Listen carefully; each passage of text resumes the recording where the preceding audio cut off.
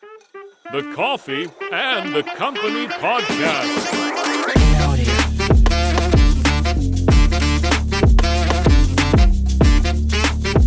Thanks for coming, man. Finally, I've Good to be here. been listening to your voice for the past a decade or so, man. 10 years, yeah? 10 You've been years, listening. man. Finally, we meet. Finally, I meet you, not we meet. Finally, I get to meet you, Mr. Leveragelab and Mr. Raise Your Game. Nice to know you've been hearing everything for 10 Sounds years. like a fanboy to me. Sounds like a fanboy. Fanboy moment, huh? Anyway, cheers, man. This is our Cheers, culture. cheers. Good Thanks coffee. Jeevan, I know you're in this business coaching industry for the past like more than a decade. Yeah, I believe so. 24 years. 24 years to 24 be years, yeah. exact. And I understand you are such a structured person. You're very disciplined. Yeah. You're very structured. And also I heard that you turn off your phones and screens after 6 Oh, p.m. yes. Is that true? Yes, I do actually. Why do you do so? Well, let me go a little further than that actually. For example, I don't have internet in my house completely, so I don't do any work at home. I do everything in the office. I finish my work in the office, and by 6 at the latest 6:30, I'm home. And so for the longest time, I was working till 1 in the morning, 10 at night, 11, and I realized this doesn't work. So I completely changed my method of working and did away with all of that. And I work better when I work. So I work harder when I work. And then when I don't work, I switch off completely. So even weekends, I'll switch off unless I'm doing a seminar or something. I see. Otherwise, I'll switch off completely. But what inspired you to have this kind of idea that Well, I found that when I looked at the most very, very successful people, especially in my industry, I noticed that when they took breaks, they actually perform better. When people actually switch off from work, they perform better. So I thought, oh, this is interesting. So I began to do some research on this, and I found that here's what actually happens. So think of it this way. When you take a break, what actually happens is you move things from short-term memory into long-term memory. So think of it as RAM and hard disk. So when if your RAM is overloaded, then the whole computer hangs. So if you're just constantly working and working and working, then it's all short-term memory. So you'll notice things like you forget people's names, you forget certain things, you keep losing track of that's stuff. right, You'll notice man. that a lot. Yeah. Then when you start taking breaks, the body's cortisol goes down. The body realizes, hey, I don't need to remember all of this stuff, and it puts it aside and it files it into long-term memory. So you start to relax and you start to actually feel more charged up when you go to work on Monday or when you go back to work. And so what I found was when I started doing that, I became even more successful. I started performing even better, making even more money. So I started to teach my clients that. And then they started performing better. So I have this thing, I call it the 3 switch offs. So the first one is your daily switch off every day. Every day, you must have a switch on and a switch off. So you switch on at a certain time, 7 o'clock in the morning, 8 o'clock, 9 o'clock, you decide. I've got clients who switch on at 5 in the morning as well. And then you switch off. So you choose maybe 6 o'clock, maybe 5, maybe 7, maybe 8, depending on your work. So you have a daily switch on and switch off. Then you have the weekend switch off, where you switch off at least 1 or 2 days on Saturday or Sunday. Or some people it's Sunday and Monday, or some people just Monday. You have the weekend switch off. And the third switch off is 4 major holidays a year. A Yeah. major holiday is 1 week minimum a week. but Now, if you do this, Yeah. not only will you double your income and double your effectiveness, you'll be happier and you'll love your work more. yeah, the thing is we are the combination of work and leisure, right? Yeah. So our phone is like a little bit of both. Yeah, you Work gotta and have some. leisure. So that's why you And need also some the boundaries. family, Yeah, also yeah. in the WhatsApp group or whatsoever, right? They Yeah. try to ping us Yeah. and this and that. So let's say in that kind of case, do they So if you look at call your you work, directly? so like say if I had a client who called me at 11 o'clock at night. Yeah. 11 o'clock at night, he called. I didn't answer the call. So I called him back at 5 in the morning and I just kept calling until he answered. And he yelled, Shit, you feel really bad. he yelled at me. He said, what the hell are you calling me at 11? I'm 5 in the morning. I'm sleeping. I said, what do you think I was doing at 11? So, so I trained them.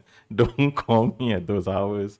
I'll call you back at 5 or How many 6 in missed the call was morning. that? 20 or missed call? Yeah, 5 something. a.m.? I think it was about 10 or something. And the guy freaked out, so he learned, okay, don't. Because I start really early. My first all coaching sessions are done in my office in Publica. I have an office in Publica.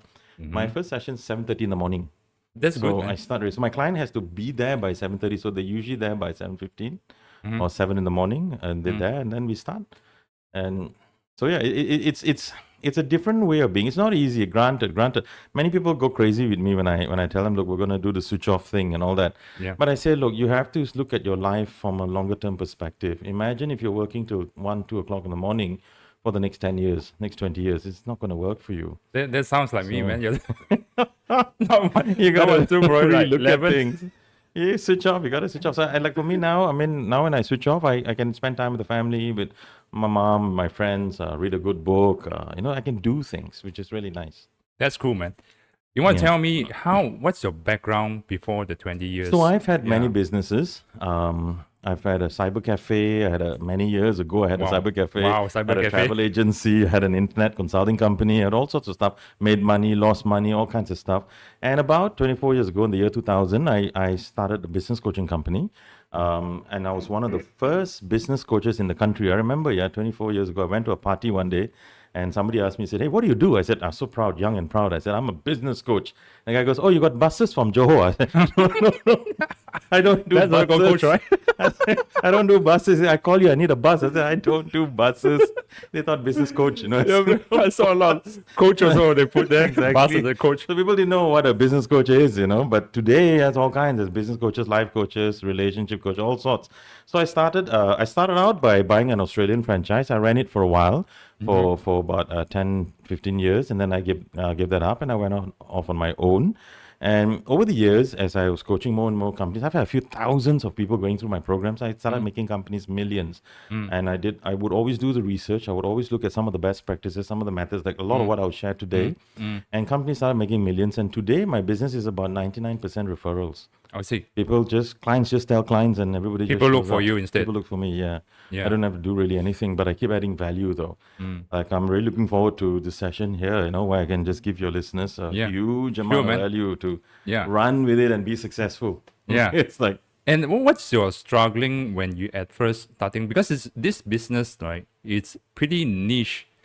Yeah. It was new 24 Very new. years ago. It was I think pretty new. the first thing, and this is for any business out there, you need to realize is this: you have to do your marketing. It's all about marketing. You got to do a lot of marketing. Back then, there was no social media, if you remember, 24 years back. Agree. So the kind of marketing I did, I used to send out 2,000 letters a day. I mean, a month. 2,000 letters a month, every month. Like 2,000 physical letters. letters? Direct mail. Direct Yeah, mail. direct mail. 2,000 a month. My secretary would handwrite the envelopes and things like that, so that the opening rate is higher. And would send. Then I do like something like 10 calls a day every day. I did that for 4 years. Cold calls. Cold calls, networking sessions. We had all those networking clubs and all that kind of stuff. Yellow pages advertising, they don't exist anymore. Yeah, no more, We right. had classified ads in the stars. We had Yeah. to do all of those things. Today, it's a lot cheaper actually to do all this stuff. I mean, back then, imagine you put a 3,000 ringgit ad in the star classifieds. If it doesn't work, you got nothing. Yeah. Today, you put 3,000 ringgit ad for a month, you're still getting stuff. Yeah. So it was the key here really is you got to do a lot of marketing. So let me reframe it in a different way. All of business comes down to only two things. Any business on the planet, all of business will only come down to two things. And what is the two things? Capture and keep customers. That's it. Now in corporate language, we call it customer acquisition and customer retention. But everything will come back to that. So for example, why are you doing Facebook ads, Instagram ads, strategic alliances? To capture and keep customers. Yeah. You want to capture them and you want to keep them coming back as often as you can. So why do you hire staff? To capture and keep customers. Why do you create processes? To capture and keep customers. Everything is about that. So the question a business owner must ask is, what are all of my systems, processes, and procedures to capture customers? And what are all my systems and processes and procedures to keep them coming back again and again? So I'll give you an example, for say anyone who wears glasses. Yeah. When's the last time the optician called them? Never. No. None, See? man. When's the last time your dentist called you? Never. No. You see, it's scary, because they got you, but they can't keep you. The only reason they're keeping you is luck. You're going back because you probably like them or something. The minute someone else comes along and takes care of you, you're gone. You're out of the door. So business people have forgotten this. They've forgotten that there are two very big parts to their growth: the capturing and the keeping. And this is very important to remember. So whatever strategy you run, you have to ask yourself, am I using this to capture customers, or am I using it to keep them coming back? What am I doing really? That kind of thing. Then you become very good at that. Then for example, you increase your range of services, products. So you have more things to sell to people. Yeah. And you can see this, let's give you some examples. So you take Porsche. Well, it's pronounced Porsche, but Porsche. So the 911 was always known as the best sports car on the planet. I'm biased because I drive a 911, so I'm Legacy, very man. biased. It's a legacy. The ultimate sports car now. But so Porsche had a problem. When a person bought a 911, once they're married and they got kids, they got nothing left to buy. There's nothing else to buy. So they launched the Cayenne, an SUV. all the other car companies were like, hey, how can a sports car do a 4x4? What's wrong with these guys? How can you do a 4x4? But the Cayenne became the best-selling car ever in Porsche, ever. I think that And saves it Porsche, saved them. right? It actually Yeah. saved them, literally. And all those who mocked them, guess what? They all have SUVs now. Now you've got the Ferrari SUV, you've got the Lamborghini Lamborghini, SUV, yeah. you've got the Bentley Lotus. SUV, you've got the Lotus. All of them have SUVs because that's the car of choice. So you see, so you got to realize that, hey, you know, I cannot just have one product. If I've got just one product, then I don't really have a business. You see, so I need to have a range and I need to have a whole structure of working with my customers and getting them to purchase more frequently and all that sort of stuff. It's a whole dance. It's getting a whole dance together, you know, and it's really exciting actually to do But that. how do you design this kind of syllabus, right? I believe like in your line of work, every client have different struggles. Yeah. So all businesses will have one of three problems, all three: time, team, money. So when a client comes in, I'll ask them, which is the real problem? Is it money? Then it's usually a sales and marketing problem. If it's time, then it's a systems and processes problem. If it's team, then it could be a recruitment or a training or a motivating or some other problem or a combination. So I'll do a diagnostic. I'll diagnose the business. I'll have a look at all the areas that they're having problems in and what they've been doing. And then we start work. One of the first places I start. And I think this is something so important for anyone who's listening. The first place to start in building your business. There's so many million things you can do. This is number one, goals. You got to start with goals. You got to know where you're going. Many businesses, I ask them, what's your goal? Make more money? Survive? Macam-macam? Yeah. What is that? And that's not a goal. You got to know. You got to know where you're headed, you know. What's your direction? What's your vision? What's your goal? Where you're going? So if you know your goal, the first step, you know your goal, you write it down. You write down the goal. It has to be very clear. I would recommend a 1-year goal. When you're very savvy with goal setting and achieving, then you can go further. You can do it 2 years, 5 years, 10 years, you can do that. But I recommend start with a year, have a 1-year goal down, and then that you truly want to achieve. Have about 4 or 5 goals. Now it's begun. Now it's started. And make it very clear. Like I'll hear a business owner would say, I want to double my revenues. What is that? You know, if you say I want 1.2 million, that's clear. Or I want 1,000 new customers, that's clear. You see, so then you can start. Then you design according to that. You design everything according to that goal, whatever that goal is. And you got to have it. So that's really the starting point for anyone who wants to build a business, Okay. especially startups, you know, they are the ones Are you sometimes saying don't have that it. most of the startups lack of goals and vision and Well, mission? I heard one of the speakers say this, that 80% of all businesses die in the first 5 years, and those that pass the 5-year mark, 80% will die in 10, which means a majority of businesses die, you know. And actually, if you look at it, it does happen that way. And so why? What's the reason? Why? In a lot of cases, you find that the business owners are very good in operations in what they do. For example, a dentist is good at being a dentist, Yeah. but not good at sales marketing. Yeah, of A course. lawyer is good at being a lawyer, not good at sales and marketing. So that's the problem. They're so operations heavy, but people don't know you exist. You could be baking cheesecakes, and you're really good with your cheesecakes, but nobody knows that you're not really marketing and selling, and no one really knows you're doing that. So then that becomes difficult. So business people must understand this. What Peter Drucker said many years ago. He said, business is all about marketing and innovation. Everything else is cost. It's all marketing and innovation. You market, you innovate. You market, you innovate. So, and that's very true, you know. Apple did that. When Apple, I don't think if you remember, I don't know how long ago this was, when Apple launched the iPod. Remember Yeah. the iPod? Yeah. When Apple launched the iPod became the most Googled word in the history. Second is sex. iPod beat sex. Can you imagine? And what happened? Within a year, all the competitors had their own creative. Sony, everybody had their own Yeah. versions. What did Apple do? They innovated. They had the iPod Mini, iPod Nano, iPod Yeah. Touch, Yes. iPhone, iPod this, Shuffle. that, Shuffle. iPod Shuffle. Yeah, I remember that. And then they kept innovating, and look at them. They're $1 trillion company now. So you want to keep marketing and you want to keep innovating. Like if you're a cafe, you want to innovate your menu, innovate and look at the audience that comes to your cafe. Look at the kind of people that come, the customers. What should they be eating? Like I had this one guy who came to me once and he said he only wants to serve tea. I said, okay. We met downstairs for tea. Yeah. And I said, look around you, look at every single table. What do you see? He said, coffee. Everyone's having coffee. So coffee is big. And then what else are you seeing? You're seeing eggs, you're seeing rice. So this is all telling you something, you know. You got to look at this. You got to look at the stuff. You see, don't always sell what you want to sell. Sell what the market wants to buy. That's very important. Yeah. People often forget that part. Yeah, it seems like the advice coming from you is for the very senior kind of starters, the starters, right? I think a mix lah. Yeah, mix, You can go anywhere. Then what do you advise for the newcomers? Like right now, it's like probably like still working for someone Okay, someone and a who's side hustle. Whether wanna do a side hustle. some probably like want to do a weekend flea market selling stuff I think like that. start with something that you have a network for already, so you can make money quickly.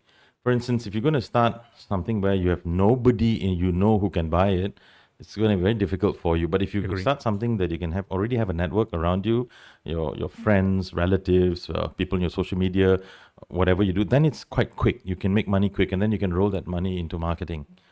So I would say that's the first point. Start with something like that. And I think the bottom line is this: don't create fancy things. Add value. Whatever you want to do, for especially those doing side hustles, your side hustle has to add a lot of value. And I tell you, you will grow very quickly. Add value to Add the value community. to the customer, to Yeah. the community. So for instance, like say for instance, you want to do bookkeeping for businesses. You do accounting in a firm and you want to do some bookkeeping, side hustle, bookkeeping hustle, or yeah. tax. Yeah. That's adding a lot of value, and people will want that. Many will want that. Yes. And next thing you know, you have customers for life. Then you can slowly move on. But if you are not adding value and you create something that nobody really wants, you have a fuzzy little toy that you think is cool, but nobody really wants this toy, can't do anything, and you have a problem, you see. That sounds like you're speaking with the experience. You see someone does that. I see cases someone does that? all the time. I mean, I had this guy come to see me once. Oh gosh, I hope he's not listening. I had this guy come to see me once. He was making muffins. So all kinds of fancy colored muffins. So I asked him, I said, what's your goal for the year? He said, I'm going to change the world one muffin at a time. Oh, what is this? Like, what is this? You know, where do you pick this line from? Some movie? I mean, what is this? It's just, I want to change the world one muffin at a time. This guy hasn't thought anything through. He's just got fancy colored muffins that look quite scary, actually. So I don't even want to eat any of these muffins. And he said, hey, yes, have one. And that's okay. I don't think so. So, I mean, there's nothing happening there. You know, you're just not a muffin company. And so it's difficult. You got to look at adding some real value. You know, maybe if his muffins were a certain, I don't know, maybe it was better quality or healthy muffins or something. But you got to do it. So I think that's a good point for side hustles. Look at your market, what you already have a market. Start where you can already get some money quickly and make sure it's something that adds value.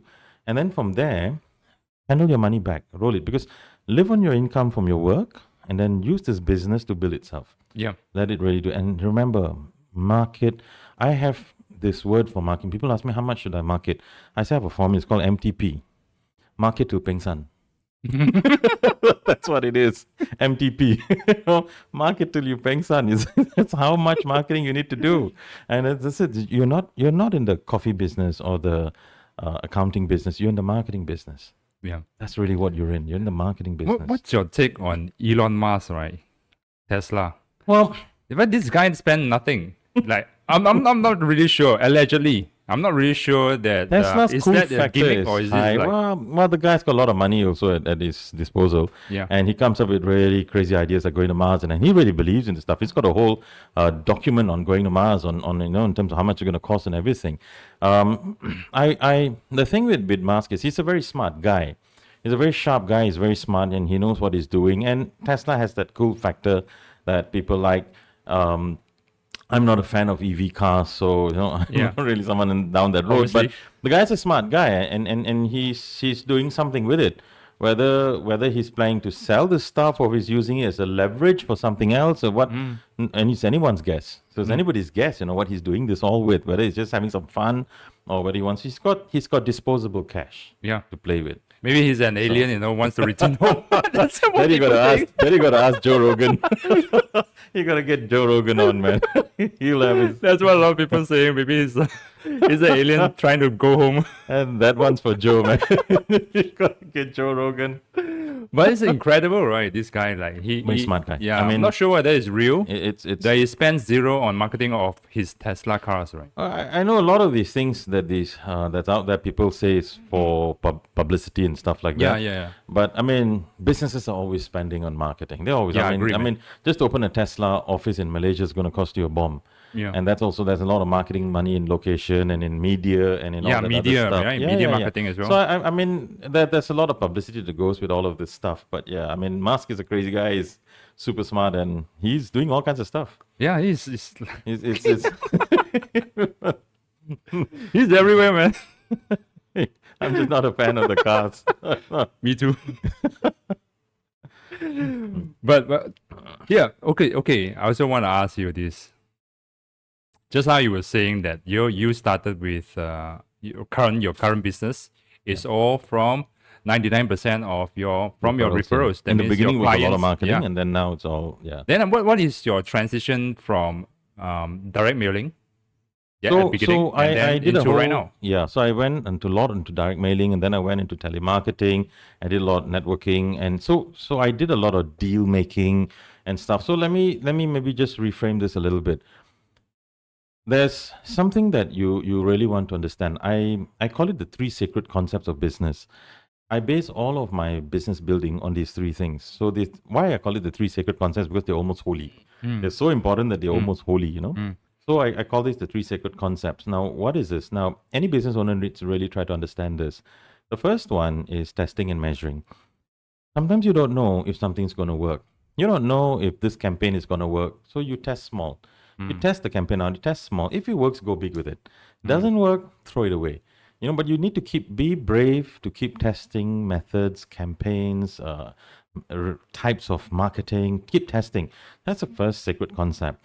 When I understood this first concept, my marketing started to work. So I didn't always have to do one kind of marketing. Things started to really, really work. I started getting lots of inquiries. Then came the second sacred concept. When I understood this, I started to make money, and so did my clients. And the second sacred concept is acquisition cost. Acquisition cost means the cost of acquiring one of two things, either a lead or a customer. Example, if I put a 2,000 ringgit ad in some medium and I get 10 inquiries, that means I paid 200 ringgit an inquiry. If I get one sale, it means I paid 2,000 ringgit for one sale. That's what acquisition cost means. So my question to all the business people out there is, how much are you buying your customers for and buying your leads for? What all the different campaigns you run, what are their acquisition costs? So you want to keep reducing your cost of acquisition. You want to acquire customers for cheaper and cheaper. So over the years, I started becoming better and better at my marketing, and I was acquiring for cheaper and cheaper. Are you referring Facebook marketing, or are you referring anything? Okay. It can be Facebook marketing, it can be billboard advertising, it can be say a kiosk in a mall. But you always say, if you spend 10,000 on the kiosk and you got 1,000 customers, how much did you pay for that, and things like that. So the third sacred concept is the most important, and this is where you become very rich: lifetime value. Lifetime value means the amount of profit that you make from a customer's lifetime of doing business with you. Now, like when you get a customer, you're not just getting in from that point of sale when they buy something from you. That's not it. It's that lifetime of doing business with you. Like if someone comes to you and joins the academy and learns how to make coffee, that's the first sale. But they may come back to you maybe another 20 times in the next 5 years. And in that 20 times, if you made an average of 1,000 each time, you made 20,000 ringgit. So their lifetime value to you is 20,000 ringgit, not say 1,000 ringgit for the first course, for example. It's actually 20,000. So whenever you look at a customer, you don't see 1,000, you see 20,000. That's lifetime value. When you realize that, you start treating customers better. You start having more value for them, doing more things. So now let's go back to the marketing again. Everything must fit this. It must do this. So when you're marketing, you start to look at how much are you acquiring and customers for, how are you doing it. Now you can start to break things any which way you want. There are no rules. That's laws. Don't break the law.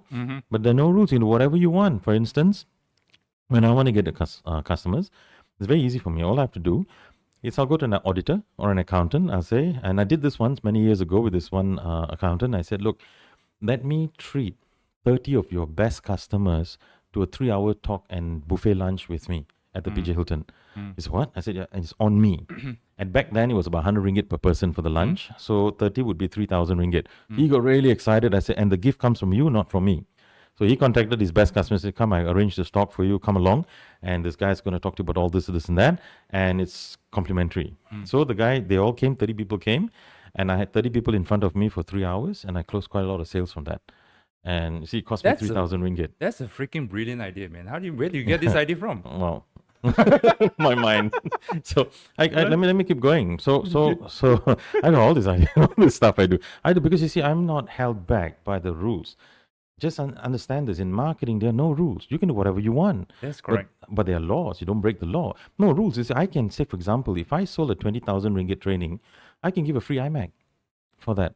So people are like, oh wow, what is this? I had a lady who was selling full page ads in her magazine, and she said that I'm struggling to get customers for this full page ad. I said it's easy. Just give, back then where we had the top of the line computers were known as Pentium 3s. I said just give 2 Pentium 3 computers free for the first 15 people to take the full page ad. And we offered that, and the Pentium 3 computers cost us like 2,500 per computer. So that's 5,000 ringgit. So she said this, she said her ad is 13,000. She said, Jeevan, if I do that, I lose 5,000. I said, no, you get 8,000. Now you get 0. So I would say my mantra, which is this: business is mathematics. Everything else is drama. Business is just math. I said, you're getting 8,000. You don't lose 5. She said, oh, yeah, there you go. So we did that, and we got a lot of sales. We got so many people buying it. And you have to see, it's all mathematics. So when I did that deal, for example, I got all these clients just like that, just doing that. And same 3,000, if I put in an ad, I won't get anything. So you see? So here's another one. Now, how much is the cost of a coffee in a cafe? The cost. What, 1 ringgit? It's probably like 4 ringgit. 4 ringgit? 5 4 ringgit? Yeah. Okay. So let's say let's say the cost of a cup of coffee to the cafe would be say 4 ringgit, all right? So now let's say you give out 1,000 free coffees. You give in a voucher or whatever, it's your first come first serve sort of thing. You give out 1,000 free coffees. So that's going to cost you 4,000 ringgit. Okay. And you say the condition is they must come into the cafe and drink the coffee. There's no takeaway. Okay, fine. So you offer these 1,000 coffees to say all the shops nearby. You give them a voucher of 100 vouchers to give to their customers, whatever it is. Now you've got 4,000 people coming into your cafe. 4,000 people walk into the cafe. And you give out okay, 100. let's say let's say let's make it easy. So it's 4 ringgit a coffee. If you're going to give 1,000 vouchers, so that's 4,000 ringgit that you're going to spend. So 1,000 people now come into your cafe. Out of the 1,000, say 100 people or 200 of them end up spending 1,000 ringgit in the next 1 year. That's 200,000. So you paid for just this measly 4,000 ringgit. Yeah. You got 200,000 ringgit. But here's a question I want to ask you. This 4,000 ringgit you paid to get this 1,000 people coming in. Here's a question. Show me one marketing strategy, Instagram, TikTok, whatever, that costs 4,000 ringgit and give you 1,000 people inside your cafe. 0. You won't find any. No. Only No. this. You see? You just did a campaign for this 1,000 customers are coming for this 4,000 ringgit, which is free coffee campaign. Nothing out there can get you 1,000 people coming into your cafe like that. You try your 4,000 ringgit in a TikTok ad, Instagram ad, you won't get 1,000 people coming in. Now, when the 1,000 people come in, let's say half of them run away, take the free coffee and run, but the other half stay.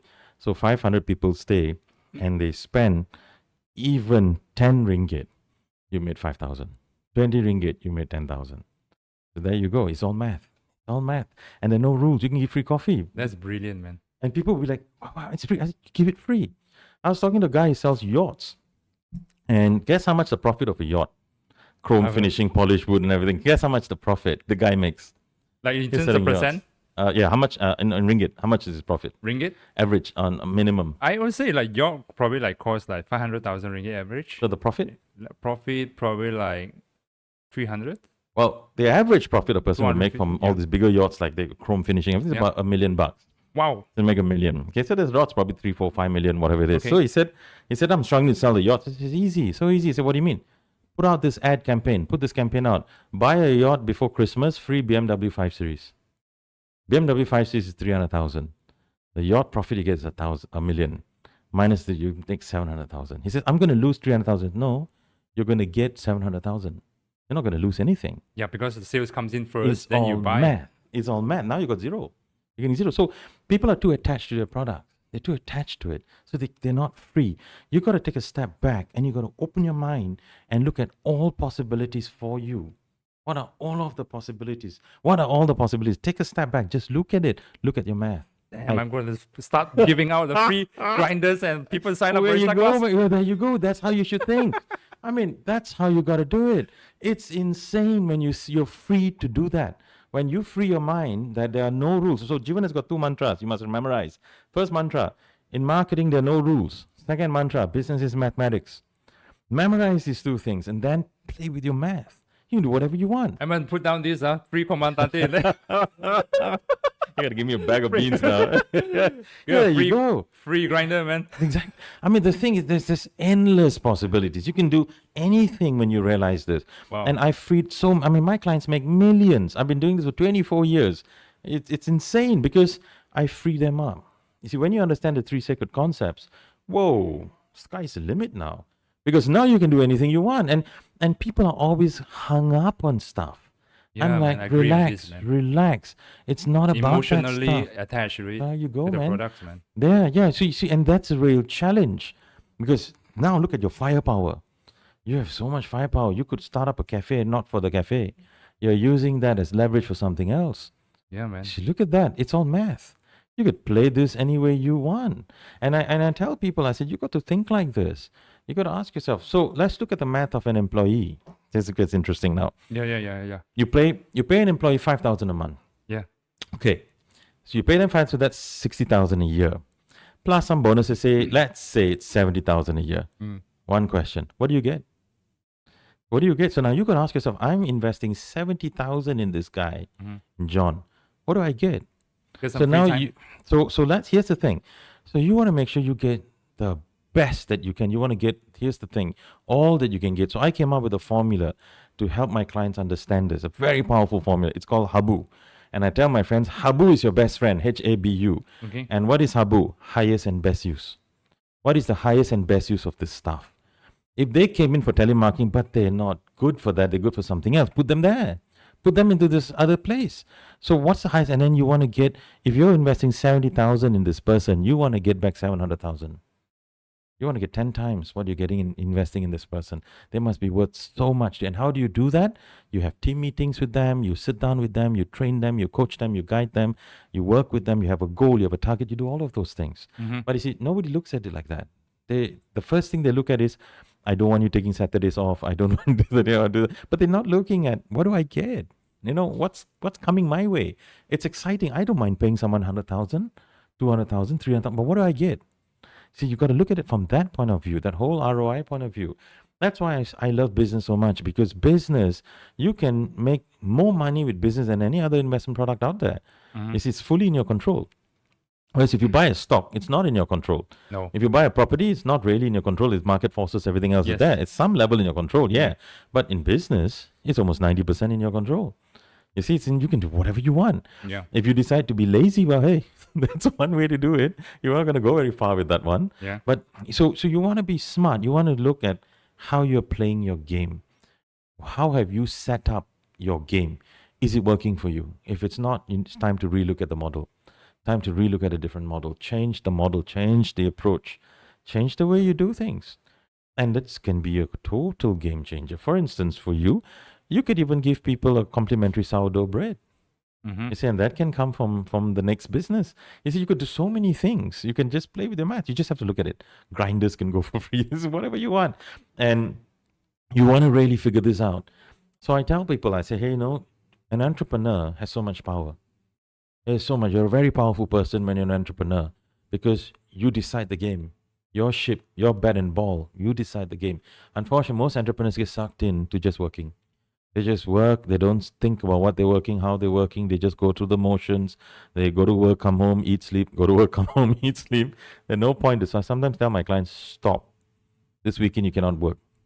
You stop. You think. This weekend you think. That's why Napoleon Hill said, think and grow rich.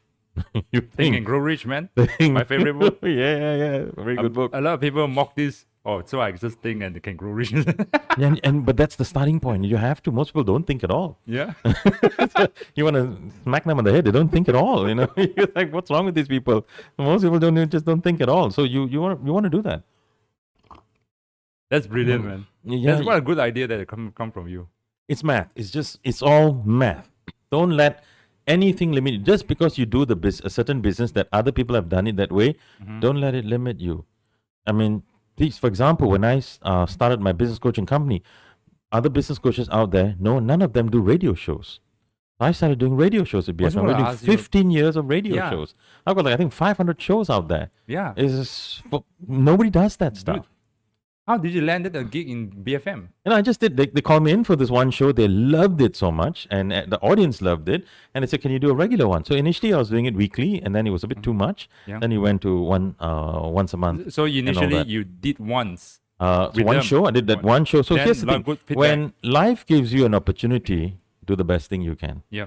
Make Agree, it I can still remember that show. It was my first show That in was BFM. 2009? 2008, 2009, I think so. I can't remember. It was a very long time ago.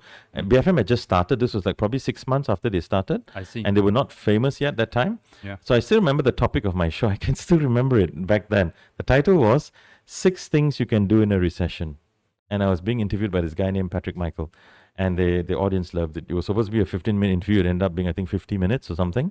And so from there, it just got on. So you see, when an opportunity comes your way, you Habu it. Highest and best use it. You highest and best use it. You got to think Habu in everything you do. For example, for you, I would say, ask yourself this question. You look in the mirror and ask yourself, what's the highest and best use of my time? You see, I would never do something that I can pay somebody else to do. Like, I'll never wash my car. My mom gives me hell for that. She says, oh, you're so lazy, you can't wash your car. Yeah. I said, why would I? When the guy in the petrol station for $20 will wash it for me, and I can spend that 45 minutes reading a book. So I wouldn't wash my car. I wouldn't clean my house. I'd get a maid to clean the house. So the thing is, the reason for this is not arrogance, but it's Habu, highest and best use. You want to make sure that in a certain period of time, maybe from the hours of 8:30 to 6:30, you are in Habu. You are in the highest and best use of time. Like for you right now, this session is a Habu. Yeah, man. You see, so there you go, and you want to do this stuff. And a lot of business owners, it's sad to say, they are doing things they shouldn't be doing. If my client is stuck putting letters into an envelope, I'll be yelling at them. I said, why would you do that? What now? I mean, back Nowadays? then, yeah, but nowadays, I say, let's look at a menial task that they shouldn't do. And if they're stuck doing that task, I would say, why are you doing that? Somebody else should be taking care of that. You should be looking at the most important things that you can do to bring in the business, to bring in the customers and to take care of the customers. Yeah. That's really important. Like if you're a cafe owner, you should not be the waiter. You shouldn't be waiting on tables. Shouldn't be making coffee as well. Yeah. I mean, as much, unless you love it and you like, Yeah. then fine. But the thing is, you should be looking at what you should be doing. You should be looking at bringing in the customers, the campaigns, the relationships, scaling up. expansion, scaling, getting in funding for the next cafe, and so on. That's really your Habu, really, And then for fun, when you want as a hobby, you do some coffee as well, that kind of thing. So this is important. I think entrepreneurs are wasting their time. Many entrepreneurs, not all, many, they don't understand that you only have the hours of 8:30 to 6:30 or 7:30 to 5:30, whatever the slot you choose. You only have that, say Monday to Friday, for instance, for you to hit your revenue goals. So that's your window to hit your revenue goals for the year.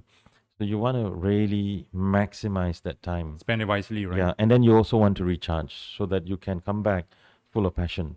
Like, if I didn't recharge, I think I'd have burnt out 10 years ago. So because I recharge so well, I love my business because I recharge really well. So I love this stuff. I can keep coming up with all these crazy ideas and very intense stuff. But I think many business owners are just burnt out. They're tired. They're fed up. They're tired. I mean, look around. It's that. And why is that? One, they are not seeing the potential of their business. They're not taking a step back and taking a look at what they actually are capable of doing if they use the math. Like what you realize today, use your math. What are you capable of? There's no limit, Agree, man. What can an really- enlightenment from you. You can play this any way you want. But how do you what does motivate you? What drives you on to Good have this business, to keep on giving good content, driving this business? Yeah. good books, good authors. My first 3 years or so as a coach, I was pretty useless. I was quite lousy, actually. So I admit Why do you it. say No, so? Why do you say I admit so? it because then I wasn't very good in the first 3 years. I got really fed up, and I said, okay, you know what? I will become the best. I will be number one. So in 2004, I made a decision. I signed a contract with myself. Actually, it's quite scary. I actually signed a contract with myself to read one book a week, so that my knowledge would be superb. I'd have superior knowledge compared to my competitors. I never stopped. I still read a book a week. Even today I was actually here early so I could read a book. And so I never stopped. So my knowledge went through the roof. For my industry, knowledge is critical. So for another person's industry, it would be something else. But you got to know what that is. What's that something? And what happened was I started to win awards. I won an award for Coach of the Year for Asia in 2008. I won an award for Best Client Results for the whole region, beating over 400 coaches in Australia, New Zealand, Malaysia, and all that kind of stuff. But all this came from me making a decision to become number one. So what I want to challenge business people out there is, if you're going to do a business, challenge yourself to find out what you need to know to be number one. Become number one in your industry. At least the journey to number one will change your life. But find out what you need to be a master of if you want to do that. Like, say, for example, if you're a doctor and you want to be number one, you got to read medical journals. You got to have crystal clear thinking on what kind of medications to give a patient. You want to know the latest technology. So that's for the doctor. If you're a lawyer, you want to know how to use all the different acts and how to argue in court and how to be brilliant at convincing the judge and so on and so forth. You see, so in every industry, there are the factors that lead to number one. You have to find out what they are. So let me use Michael Phelps as an example. The swimmer, right? The swimmer, he's won like more gold medals than anyone else on the planet, I think. And so Phelps, one of the things that Phelps is pretty good at is, you see, when you swim and you reach the end of the wall, when you reach the wall, what do? You somersault and you kick off, right? Yeah. Phelps, when he reaches the wall and he somersaults and he kicks off, he can go furthest and fastest in the world when he does that. So it probably goes like half the pool or something. So imagine now you're racing with Phelps and you're in the lead. He doesn't care. He reaches the wall, boom, he's gone. You're in the dust. And then he reaches the other wall, he's gone again. So that's one of his factors that makes him number one. Mike Tyson, who's now got a fight coming up. Jake Paul, right? I can't believe he's actually having this fight coming. Good luck, Jake. But Tyson, one of the things that he was ferocious for, and people feared, I don't know if he's still good at that now, is his uppercut. Boxers were trained to stay away from Tyson's uppercut. One uppercut from Tyson, you're down, you're dead. So that's one of his factors for number one. So every business, they've got their factors. They need to sit down and study that and then immerse themselves in it, go all out in it, be the best in it, you win. And it's all for the taking after that. So you see, but most business people don't think like that. They're just busy. They're just really busy. They don't look at it. So I would say, pay attention to the important bits of the business that will make you successful. Don't be so caught up with just the product. Actually, when I have coached so many industries, so many business, I can tell you this now. It's never about the product or the service. It's always about the owner. It's how the owner does the business. I've never ever in my life met a business I can't turn around, but I've met business owners I can't turn around. I've met that. But never the business. Like COVID came, 18 March 2020, what happened? Everything went underground. I pulled out every single one of my clients, every one of them. And you see, because we have to change approach, do things differently. You had to push things across differently. You have to skew things different. So it's all about the owner, how you're doing things. So if you ask me what motivates me, things like books, really good books, authors. I love certain authors, like you mentioned, Napoleon Hill's Think and Grow Rich. I love him. That's a brilliant book, by the way. Yeah. I read that once a year, every year. I actually read it again. And so really good. So I like Brian Tracy, Grant Cardone, and all these people. The Patrick Bet David, and all these guys. They're really good guys. Yeah. Goggins is interesting. He's just a bit vulgar. So not quite a book I'd give my mom or something. I think I wouldn't go there. But the guy is so inspiring. You just watch a video by Goggins. You want to go jogging at midnight. This guy is like full of power, man. The guy's nuts. He's powerful. His new book is even I haven't not read the new book, but the first one, yes. Have you read the book called by Jesse Itzler? No. It's he stays with David Goggins for 60 days, I think. And how did that? Yeah, he invited him to. Must have gone nuts. I think they ran in a snowstorm or something, right? Yeah, I remember. No, he was saying that every day we have to jog like whatever 10 km, this and that. Man. So it was raining. It was like snowing. Yeah, he came to him. Right. Crazy. He said, "Hey, it's snowing." Yeah, I remember that one. He said, "Hey, it's snowing. It's time. Good time for a jog." Yeah. I was like, "Are you nuts?" I'd be like, "Oh my goodness." That's Jesse Itzler. Yeah. It's nuts. Goggins is nuts. It's so crazy. But I love stuff like that. There's so much of these good books. We are really blessed at the time that we live in now because everything's accessible. Yeah. I mean, you just click and Amazon can send you books or Kinokuniya or something. It's just, or ebooks, you can get it online. It's just so many. So it's very, if you're in a place in your life now where you're not getting success, they can listen to this podcast. You know, Yeah. they can listen to us today. Yeah, yeah. And there's no excuse. There's like no excuse, man. There's so much stuff here. Well, I just think that a lot of distraction nowadays, right? Yeah. So here's A the lot of problem. doom scrolling. It's a very good point. I think you're Yeah. spot on here, because I tell people one of the most dangerous things today is this. Yeah, This is one of the phone, most yeah. dangerous things. And I make a living from ever. that as well. Yeah. My Because, handphone. because the thing is, you scroll, like say you look at Instagram Reel or YouTube Shorts, you think it's 2 minutes, but they're so clever. The algorithms knows exactly what you want. Like there was this one time I went home and I sat down. I thought, just look a bit of YouTube. So I was watching this thing on aliens and the pyramids. 2 hours later, I know what race of aliens came to the planet, where they live, which planet they came from. What nonsense, you know. Total waste of my life. I'm Nibiru and, you know, the Greys and the reptilians. And why do I even know this stuff? Yeah, but you see, it just started with a 3-minute video on the pyramids. And probably Joe Rogan is to blame for this. But next thing I know, I'm like, wow, it's gone all over the place. So you got to be very careful with that distraction. What's your tip to like stay away from all these distractions? So there's a to way, the actually. entrepreneurs? I created a training for my clients because I think anyone can benefit. And here's the training. So my office is in Publica. So here's how I do it. I would actually put the phone down in my office, and then I'll go downstairs to say the Starbucks or whichever cafe. Yeah. And I would sit there for half an hour and read a physical book, not an ebook. Yes. Because ebook has the links again, which you will click on everything under the sun. Wi-Fi. Yeah, there you go. So you sit with a physical book, and and the physical book today is so uninteractive that it forces your brain to create new neural pathways. So when you recreate those new neural pathways and you read this book, you start learning how to focus and concentrate again. And then you take notes and you write down. After half an hour, go back up. Do this every day, and in 30 days, you have a completely new neural pathway. You will be now very focused and undistracted. So it's a training, and it's so simple. You just use a book. So if you're at home or something, just put your phone in the house, get into your car, and drive down to a cafe nearby and do that. Do it for half an hour or something, and then go home. Do that enough times, and you're now not distracted by the phone anymore. So now I'm not. Would you advise people to do this like 21 days or? I would advise them to do it enough till they like it. Because once you like it, you will just keep it. And it's very nice, because you shut the world out. Because right now, the first time you do it's quite hard, yeah? The first time you do, you'll be thinking, who's calling me, who's messaging? And then you last 5 minutes and you go back to your phone. I lasted 5 minutes the first time, I was like, nothing happened, no one called. So I was like, what did I come back? So, second time I lasted a bit longer, 6 minutes. You see, it took a while, but now I can do it. It's and I think it's a challenge for people because today they're so glued to the phone. Look at families; they don't talk anymore. Yeah, that's It's so unfortunate, sad. man. Yeah, you That's look at the unfortunate. children. I see families in a table next to me in a cafe. Everyone on the all phone, on the right? device. A kid is playing on his device, and no Yeah. one's talking. So they are growing up without conversation. I mean, I grew up where my mom would yell at us if we had the phone at the dining table. Yeah. We talked.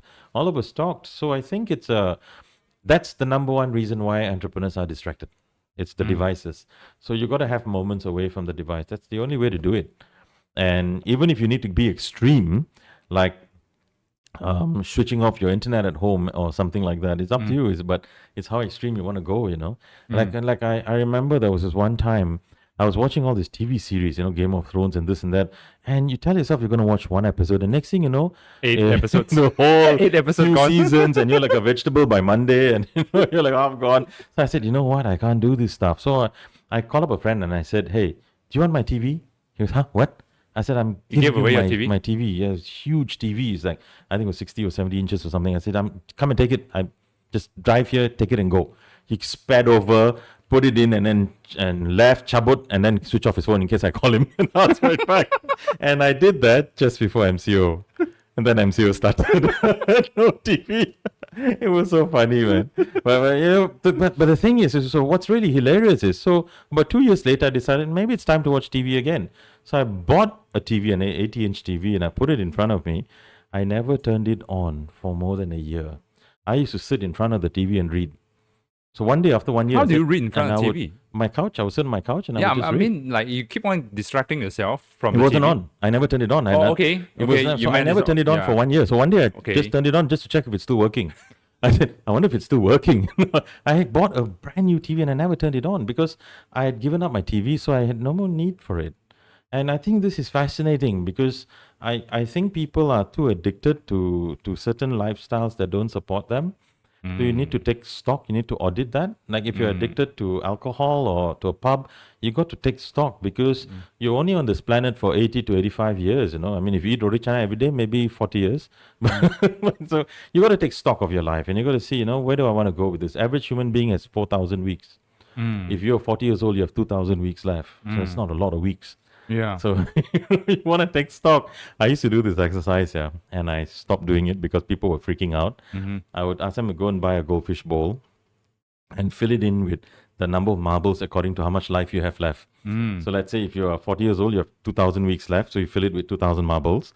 Then every Sunday you take out one marble, you talk to yourself how well the week was, what happened, and you throw that marble away in the dustbin. You throw it away. You don't put it back in the bowl. You throw it away. So when the level goes down, you're going to die. So people started freaking out. So I stopped that exercise. It's But like a death clock. no, but it got them aware of how important time is, how important a week is. So, you know, if someone upsets you, don't, I mean, have a bad hour or half an hour or something, but don't have a bad week or a half bad day. Don't, you know, you just move on. It doesn't matter because there are more important things to do. And I think as an entrepreneur, you know, you are leading the field. You're leading your team, so you've got to be the example. You know, you've got to be the guy that's the best use of his time. That's really important. What is the weirdest client that you ever met? I mean, the weirdest owners, Business, in your opinion. The kind of businesses, one I had was a baby gender selection.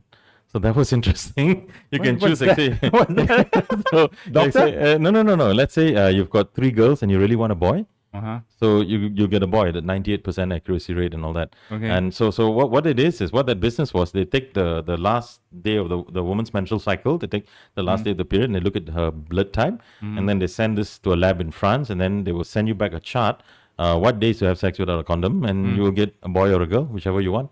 So we've had Okay. families like, you know, they had 5 girls and then they got a boy, they were crying and they were so happy. But that was one fascinating business actually. I was like, wow, you get to choose. So there's a whole science Okay. to it as well. It's a where you get- clinical. It's a clinic. Yeah. I mean, they follow.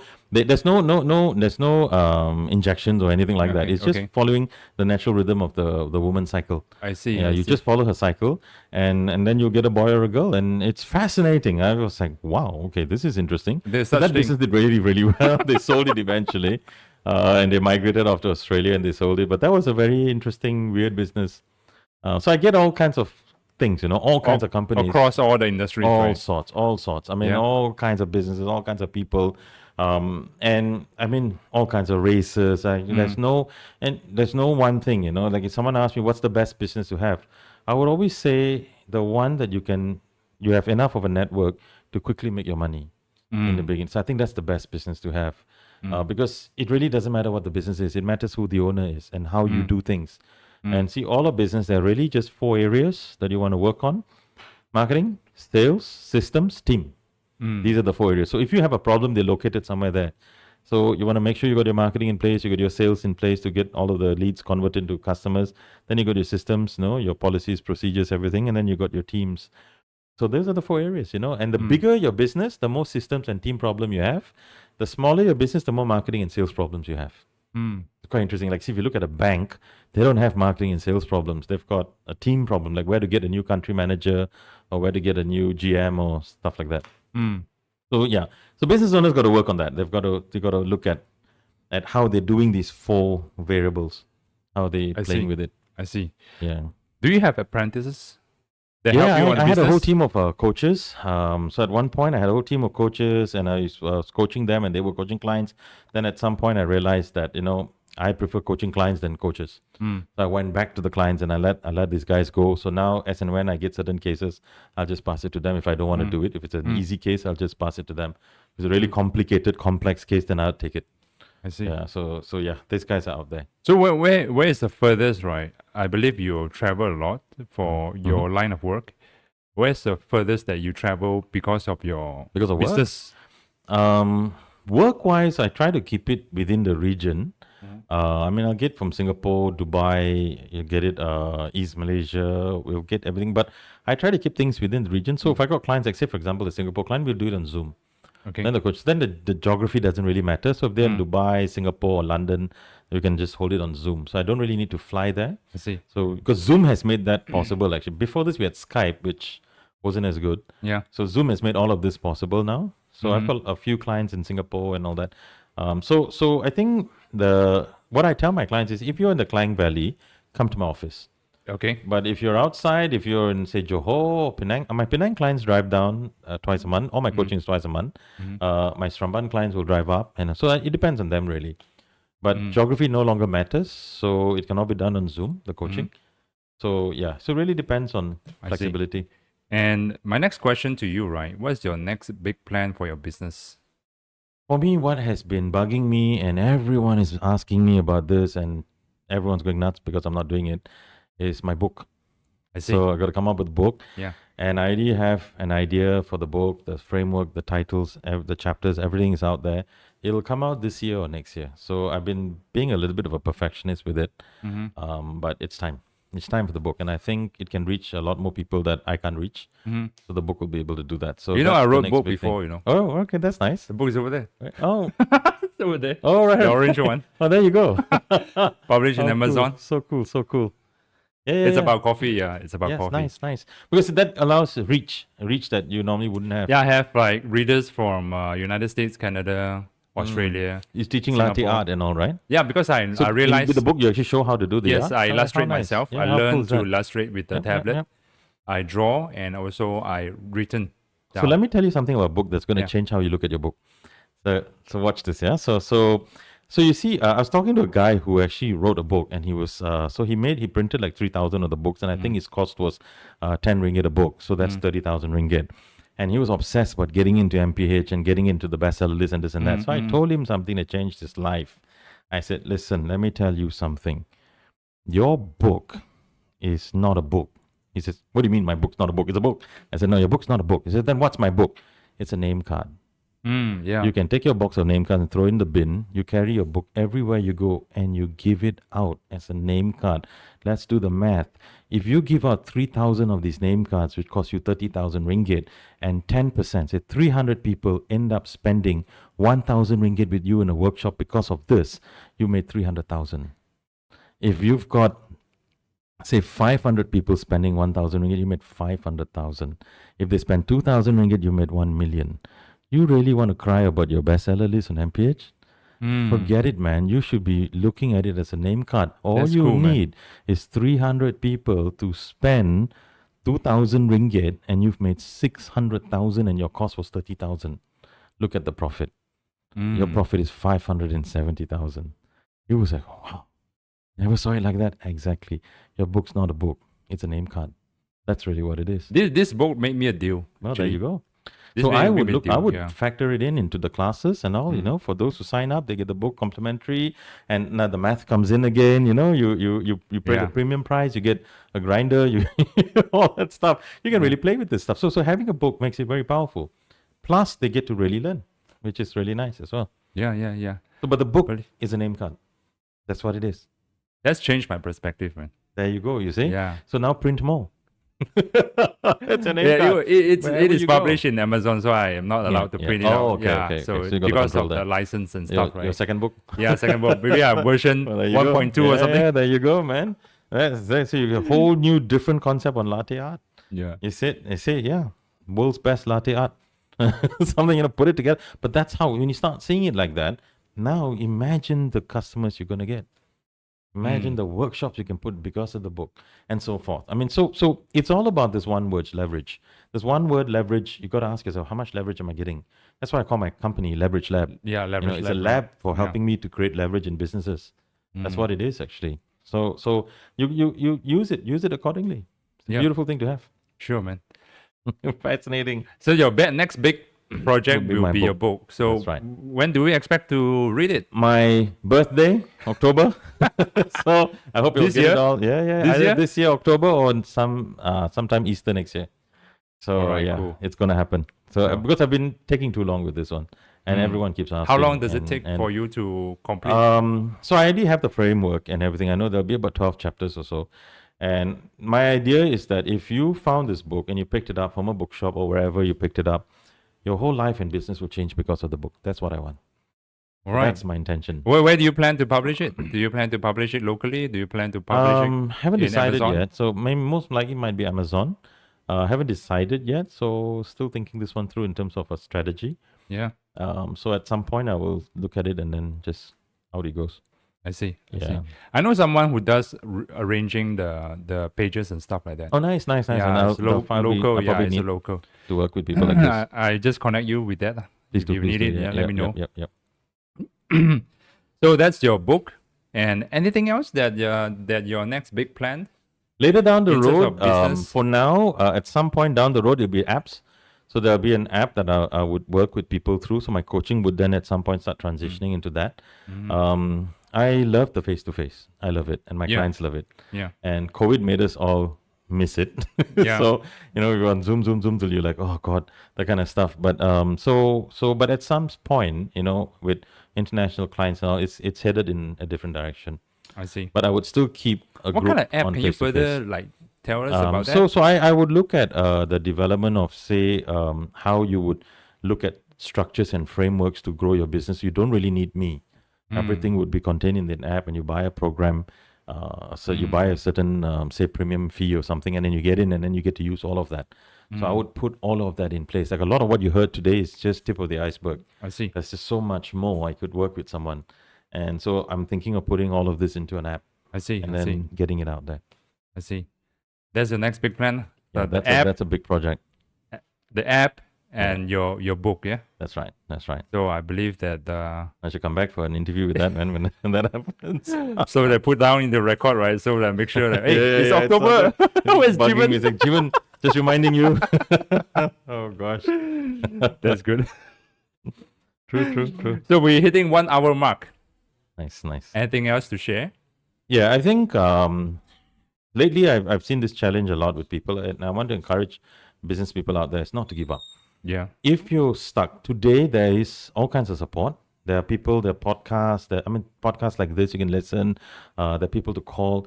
And I think too many entrepreneurs live a lonely life. And I want to address this because I've been coaching entrepreneurs for 24 years. And I can tell you, employees, I envy them. They know how to live.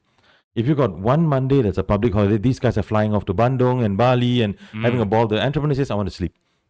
Just wants to sleep, that kind of stuff, So entrepreneurs are a lonely bunch, and they need to get out. They need to mix. They need to get encouraged by knowing that they're not alone in the way they do things. And I want to encourage them not to give up. So if you're stuck with a challenge, just take a step back and relook at how you're doing that challenge. Who are you being in that challenge? Are you being a victim? Are you being a person who doesn't persevere? Or are you being a person who takes ownership? Are you being a disciplined person? Change who you are being in a problem, and the problem will change. It will go away. Yeah. In most cases, whenever you have a problem, it's not about the problem, it's who you're being in that problem. If you're being a more powerful person, that problem will disappear. So be encouraged that there are better ways for you to capture and keep customers. Explore, test out something you've never tried, do things you've never done, explore markets you've never explored, and then you'll be surprised at the results. Often, the universe will bless you with something. Yeah, of course, man. Yeah. And also want to ask you about this as well. This is my favorite question. What about those people who hates their job, right? Okay. And they trying to start off something, but they do not know what to do and how to do it. What's your advice for those people? The first thing is, when you don't like something, like many people say, I'm trying to look for a business that I'm trying to find my passion, or find something I can be passionate about and all that. Yeah. I said that's actually the wrong way to go about it. What you really want to do is become so good at something that you will be passionate about it. For example, if you're very good at badminton, you'll be very passionate about badminton. If you're very good at latte art, you'll be very passionate about latte art. No one is ever not passionate about what they're really good at. So whenever a person is not passionate about something, it's because they're not very good at it. So become very, very good at it. If you're not passionate about your job, it's because you're probably not very good at it. So become very, very good at your job, whether you're an accountant or lawyer, whatever it is. And that is often a challenge. I see in my own industry, I see a business coach giving up because they're just not good at it. So they're not passionate about it. Or I see a life coach or a relationship coach or a personal trainer or whoever it is. So I think the first step is finding out what are the 5 to 12 factors that will make you number one, make you very, very good. Find that out. Is it for in every industry there's something. For example, if let's say you are you're a personal assistant to a director. So what are the 5 to 12 things that will make you a very good personal assistant? So number 1 would be speed. You need to get what the director wants very quickly. Get it done fast. So that will make you very good. Number 2 is resourcefulness. Number 3, number 4, you keep identifying, and then you work on it. Once you've identified all of these factors, you work on dominating them. Dominate these factors. And then before you know it, you can't be competed with. No one can compete with you. You're just very, very good. And that's how you play the game, you see? So you become so good at this stuff that nobody can compete with you. Like Tony Robbins is just brilliant at what he does on stage and the way he transforms people using his NLP and all of that stuff. And that's him. He's dominated that. So he has to create a support structure to support that. So I would advise anyone who's not sure of how to go about everything, identify factors that you need to be good at. Talk to enough people in that industry to find out what the factors are. Then go and study and do it. Like say badminton. If you want to be good in badminton, there's only about 8 factors. Number 1, footwork. Number 2, smash. Number 3, serve. Number 4, backhand. Number 5, volley. So you see, find out the factors, then practice the factors. Do it again and again and again and again, and bang, you win. Then you're the best. Never thought about this, man. Yeah. Never thought about this. Specialize in the factors. Yeah. That's how you do it. Like for me, one of my factors is my coaching ability. I can create a shift in a person instantly, very fast. Like what happened today? Look at the shifts you're getting. Yeah. You see, I have that ability to do that. I'm very good at that. So that's a factor I identified 15 years ago. And I studied it. And I made sure I can do that really, really well. I There see. you go. Yeah, that's how you do it. I see. But anyway, thanks for coming, Jeevan. Real pleasure. It's my honor to have you since to I've be been here. listening to your show like a decade ago. Can't believe it. Can't believe it. Can't believe you show at my doorstep today. But thanks for doing this. Pleasure. Such a pleasure. And Thanks for having me. yeah, so shall we wrap this up? Yep. Yeah. Thanks for listening to the Coffee and the Company podcast. Me, Dennis. And Jeevan. Thank you so much for listening. Take care, guys. Okay. Bye-bye. Stay blessed. Bye bye.